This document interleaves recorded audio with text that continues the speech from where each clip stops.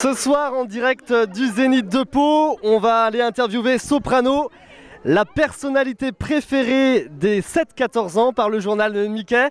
Alors là, tout le monde est chaud bouillant, moi le premier je suis en feu et le public aussi il est en feu. Vous êtes en feu le public? Allez, je suis en feu, je suis en feu, je suis en feu, car moi ce soir je suis en feu, je suis en feu, je suis en feu, je suis chaud, je suis chaud. Donc Soprano ce soir au Zénith de Pau pour l'une de tes premières dates de ta tournée parce qu'elle vient tout juste de commencer, une tournée marathon parce qu'il y a plus de 80 dates je crois, certaines dates ont été doublées. T'es déjà fatigué? Fatigué mais après sur scène c'est autre chose. Donc, comment se sont passées tes premières dates là? Ben, pour l'instant c'est magnifique.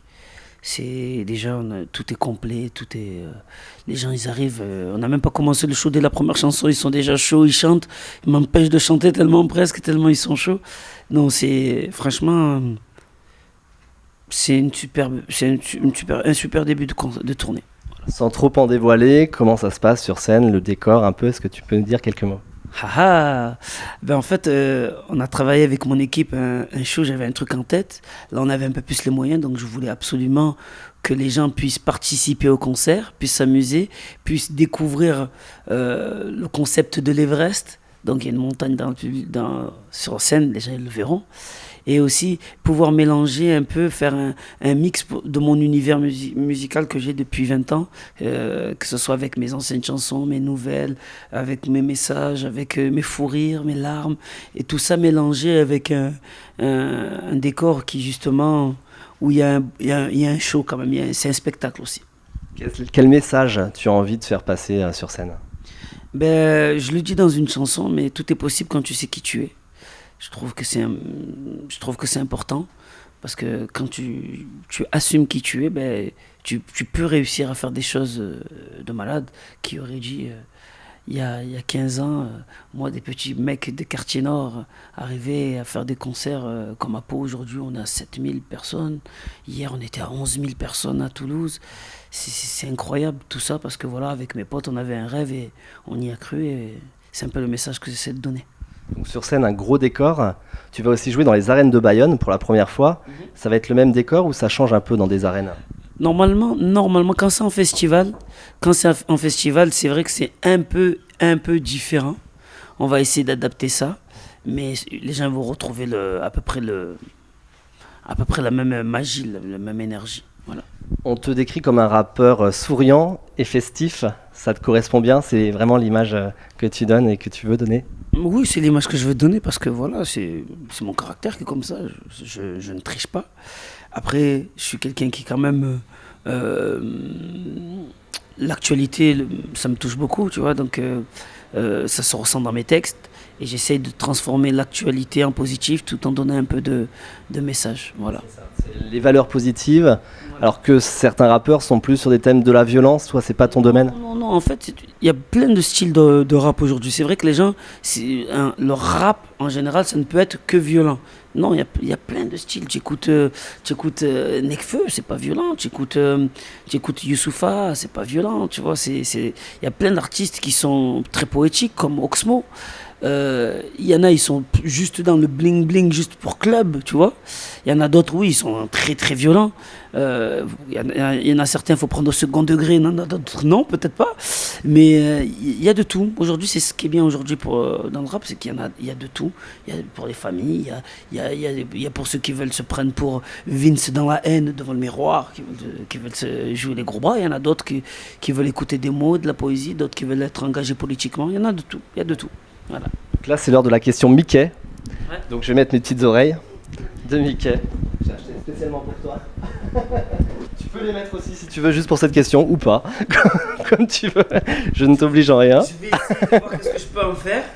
Je vais le mettre à côté de moi. Voilà, je vais essayer. Donc j'interviewe Mickey. Parce que tu as été élu personnalité préférée des 7-14 ans par le journal Mickey. Yeah. C'est une fierté pour toi? Ah, ça déchire quand même.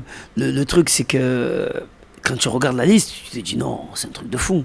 En plus, c'est la première fois que je suis dans le truc et direct, tu arrives premier devant des Griezmann, des Omar Sy, des Kev Adams. Kev Adams, les petits, ils l'aiment beaucoup. Et en plus, moi, j'ai des textes des fois qui sont un peu durs, tu vois, par rapport à quand tu écoutes le Jab Sabi Plus en Prada. Et les jeunes, quand même, ils écoutent, ils comprennent ce que je dis, donc c'est cool. Ça fait plaisir. C'est tes enfants qui doivent être fiers? Ah oui, ils sont fiers parce que voilà, ils doivent se dire waouh, mes amis, ils aiment mon père. C'est cool. Donc tes enfants, donc c'est ça, c'est toi dans une interview, tu as dit la famille, c'est vraiment tout, c'est l'essentiel. Toi, Je le dis en concert en fait. En concert, je dis la famille c'est tout, le reste c'est rien parce que moi c'est ma base. Quand tu as marché dans les couloirs, toutes les personnes que tu as vues, c'est où j'ai grandi avec eux, où j'étais à l'école avec eux, où c'est mes frères, où c'est mes cousins. C'est toute une équipe qui sont avec moi depuis plus de 20 ans. Donc ouais, la famille pour moi, la famille c'est tout, le reste c'est rien.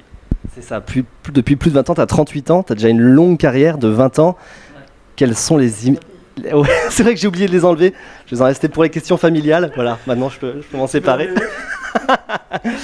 Donc ouais, déjà une longue carrière, 20 ans de carrière, alors que tu n'as que 38 ans. Quelles images fortes tu retiens de tout ce parcours déjà de 20 ans? Il y a beaucoup de choses, il y a beaucoup de choses. Le premier Olympia que j'ai fait il y a 15 ans, ça c'était un truc de fou. Le premier Dôme à Marseille, le concert au Dôme.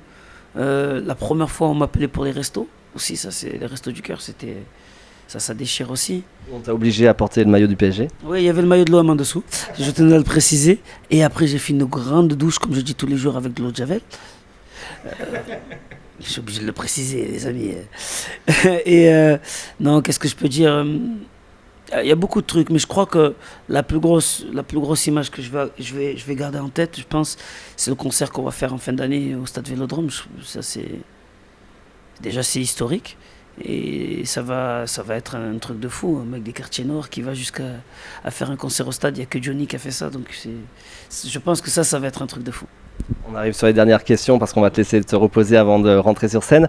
Tes projets musicaux après la tournée, est-ce que tu as déjà des choses dans les tuyaux? Bien sûr, j'ai déjà commencé les prochains morceaux. J'ai déjà le titre de l'album, j'ai tout ça. Mais à chaque fois, je fais ça. À chaque album, quand on avait sorti Cosmopolitanie, j'avais déjà l'Everest dans ma tête. Là, c'est pareil, j'ai déjà des idées, j'ai fait des nouvelles chansons déjà. Il y a des nouvelles collaborations qui vont arriver bientôt, que j'ai faites avec des gens. Black M, ça je peux le dire, parce qu'on va le clipper bientôt.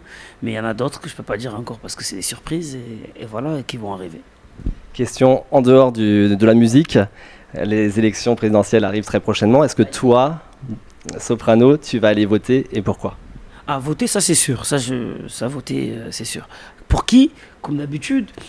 Encore plus aujourd'hui, parce que je sais plus. Il y a des gens, je sais plus.